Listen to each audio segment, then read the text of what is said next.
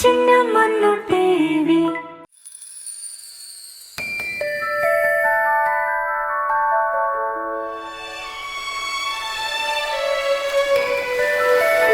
ஒரு அழகான அலைகள் கீழே மனிதர்கள் போக முடியாத தூரத்துல மந்திரம் நிறைஞ்ச ராஜ்யம் இருந்துச்சு. அந்த இடம் ரொம்ப அழகா இருந்துச்சு. சிப்பி மாளிகை இருந்துச்சு.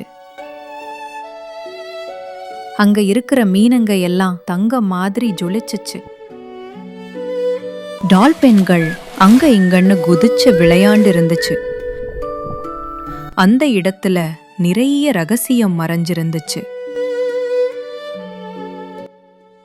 அந்த மாய ராஜ்யத்துல ஒரு கடல் ராஜா ஆட்சி பண்ணிட்டு இருந்தாரு. அவருக்கு 6 அழகான மகள்கள் இருந்தாங்க. அவங்க அந்த அலைகள் மாதிரி ரொம்ப அழகா இருப்பாங்க. அவங்கள கடைசி பொண்ணுதான் லிட்டில் மர்மைட். ரொம்ப மென்மையானவ, ஆர்வமானவ. அவளோட குரல் கடல் அலை மாதிரி எல்லாரையும் கவரும் இனிமையான குரல்.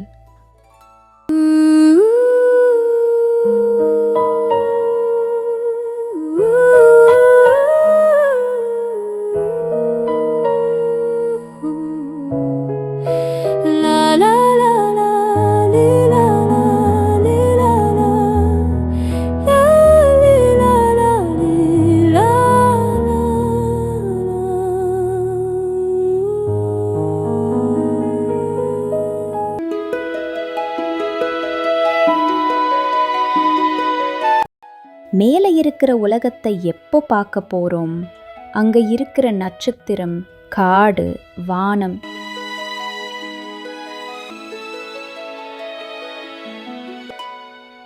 பாட்டி, மேல இருக்கிற உலகம் நான் நினைக்கிற மாதிரி அழகா இருக்குமா? ஆமா பாப்பா, மேலே இருக்கிற உலகம் நம்ம நினைச்சு பார்க்காத அளவுக்கு ரொம்ப அழகா இருக்கும். ஜொலிக்கும் நட்சத்திரம், பாடும் பறவைகள், மனிதர்கள் நடக்கிறதுக்கு 2 கால் இருக்கும். ஆனா ஒன்னு தெரிஞ்சுக்கோ, இந்த கடல் தான் நம்ம வீடு. ஆனா பாட்டி என்ன சொன்னாலும் லிட்டில் மர்மெய்டுக்கு அந்த உலகத்தை பார்க்கணும்னு ரொம்ப ஆசை வந்துருச்சு.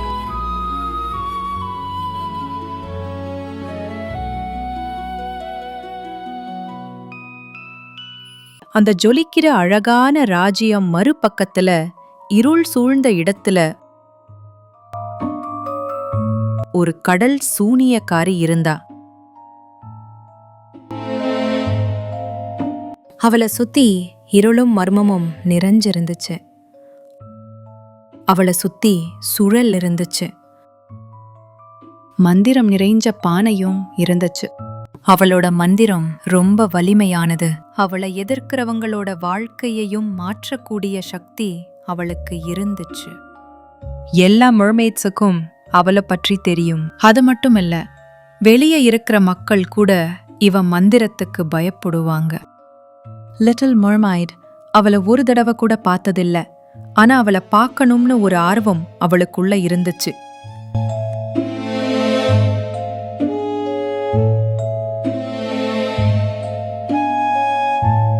அவளோட 15வது பிறந்த நாள் வந்துச்சு. லிட்டில் மர்மெய்ட்க்கு கடல் மேல வர அனுமதி கிடைச்சிச்சு. அந்த இரவு அமைதியா இருந்துச்சு. வானத்துல நட்சத்திரம் மினுமினுத்துச்சு. மேர்மெய்ட் அலைகள் மேல மெதுவா நீந்திட்டு அவ குரல்ல பாடுனா. அவளோட மாயக்குரல் கடல்ல பட்ட சூரிய ஒளி போல ஜொலிச்சுச்சு.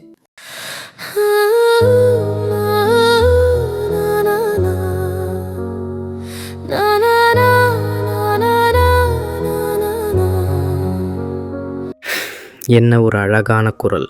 இது மாதிரி நான் எங்கேயும் கேட்டதில்ல. ரொம்ப பக்கத்துல ஒரு அழகான கப்பல் பார்த்தா. அதுல விளக்குகள் ஜொலிச்சுச்சு. அதுல ஒரு அழகான இளவரசன் இருந்தான். அவரை பார்க்க ரொம்ப அழகா இருக்காரு.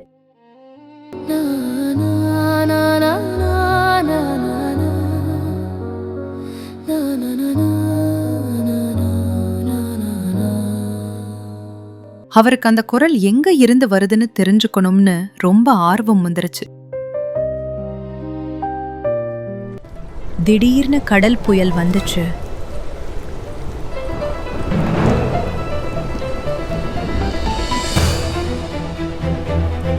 மேகங்கள் கருநிறமா மாறுச்சு.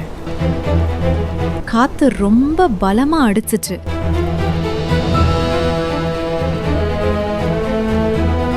அலைகள் மழை மாதிரி பெருசாச்சு.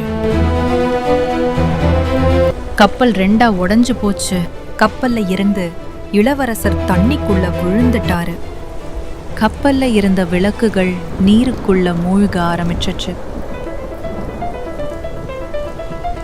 இப்போ என்ன பண்றது? இளவரசரை நான் போய் காப்பாத்துறேன். அவ வேகமா நீந்தி அலைகளை சமாளிச்சிட்டு இருந்தா. இளவரச அங்க இருந்து காப்பாத்தி கரைக்கு கொண்டு வந்தாள் லிட்டில் மேர்மைட். அவரை மெதுவா மணல்ல படுக்க வச்சாள்.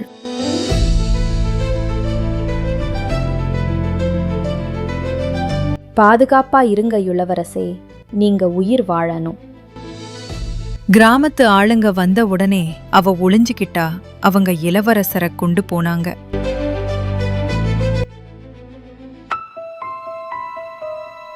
நாள் கடந்து போச்சு.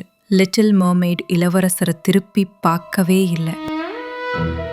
கடைசில அந்த கடல் சூனியக்காரி இருக்கிற இருண்ட குகைக்கு அவ போனாள். ஆஹா, இது கடல் ராஜாவின் மகள்தானே? என்ன காரணம்? ஏன் என்னிடம் வந்திருக்கிறாய் குட்டி ராஜகுமாரி? நான் ஒரு இளவரசனை காப்பாத்தினேன். நான் அவரை காதலிக்கிறேன். அவர் கூட இருக்கணும்னு நினைக்கிறேன். நான் உனக்கு கால்கள் கொடுக்கலாம். ஆனா நீ உன் இனிய குரலை எனக்கு கொடுக்கணும். குரல் இல்லாமல் நீ பாட முடியாது, பேச முடியாது. என் காதலுக்கு அதுதான் விலையினா நான் தருகிறேன். அப்படியா? அப்போ இதை கரையில் குடி. ஆனா நினைச்சுக்கோ, மனிதன் ஆன பிறகு நீ கடலுக்கு திரும்ப முடியாது.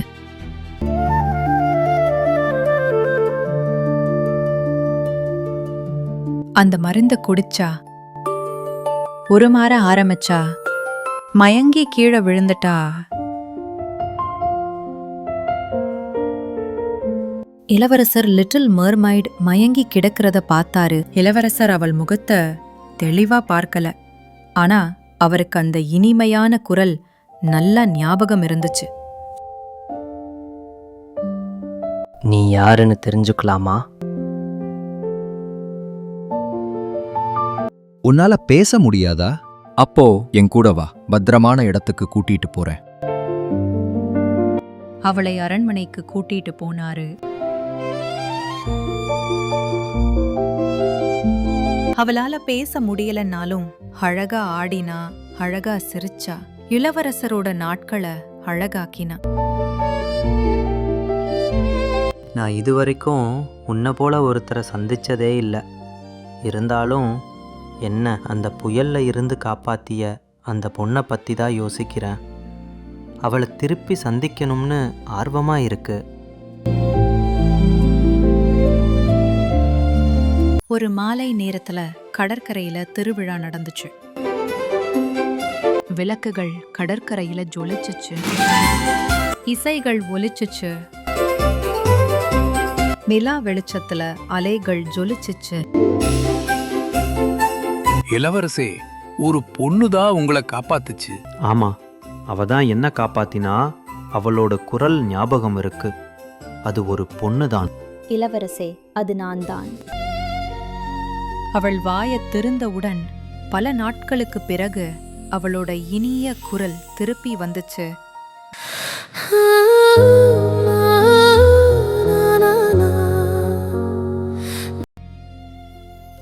உன்னோட குரல் அது நீதான் என்ன காப்பாத்தின. இப்போ தெரிஞ்சிருச்சு. I love you.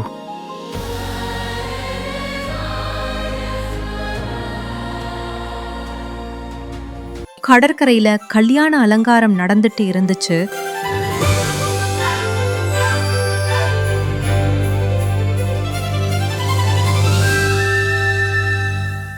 கடல் ராஜாவும் மெர்மைடோட சகோதரிகளும் அவள மனசார ஆசீர்வாதம் பண்ணாங்க.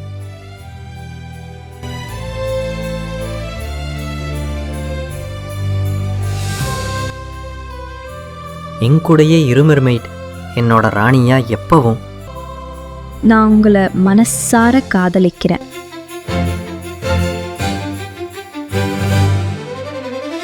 அப்புறம் மெர்மெய்டோட கனவு நிறைவேறுச்சு. அவ இளவரசர் கூட அந்த அரண்மனையில அழகான கடல் பக்கத்துல சந்தோஷமா இருந்தா.